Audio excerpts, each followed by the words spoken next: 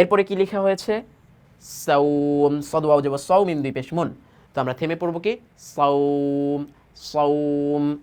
তারপরে খয় যাবার খয়, র দুই জের রিন, খয় রিন, তাহলে আমরা ওয়াকফ করে কীভাবে পড়বো খৈর খৈর।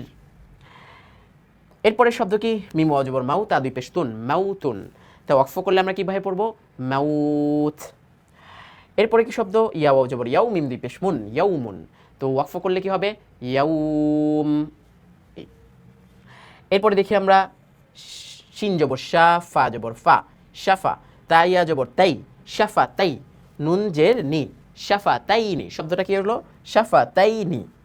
তো এখানে যদি আমরা ওয়াকফ করি কি হলো, এই যে তায়ের উপরে জবর আর হচ্ছে জজমালা ইয়া, তাহলে লিনের হরফ পাচ্ছি। লিনের হরফের বামের হরফ নুনের মধ্যে যে জের রয়েছে, কিন্তু আমরা এখানে ওয়াকফের কারণে জজম ব্যবহার করছি। শাফাতাইন শাফাতাইন। এরপরে কি শব্দ মিম শিন জবর মাশ, র জের রি, মাশরি, কফিয়া জবর কাইনুন জের নি, মাশরি কাইনি, তাহলে ওয়াকফ করলে মাশরি কাইন। এরপরে কফ পেশ কু, রয়া জবর রই, কো রই, শিন দুই যে শিন, কো রই শিন, ওয়াকফ করে আমরা কি বলবো কোরাইশ। সর্বশেষ আমাদের যে শব্দটা নাজদাইনি, তো নাজদাইনি এখানে আমরা একটু খেয়াল করি, যেমন আমরা শব্দের মাঝখানে বলে থাকি যে আমরা চিন্তা করব যে এখানে কোন নিয়মটা খাটলো। তো এই জিম কলকলার হরফ, তাই না?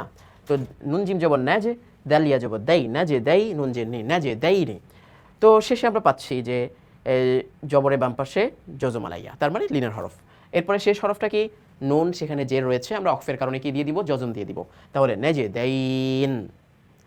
এই হচ্ছে মোটামুটি আমাদের লিনের হরফ এবং মাদ্দে লিনের আলোচনা ছিল। আশা করি স্পষ্ট হয়েছে। আমরা ইনশাআল্লাহ এই পর্যন্ত এই সবকের আলোচনা এখানেই রাখবো। নতুন সবকের আলোচনা নিয়ে আবার সামনে আসবো।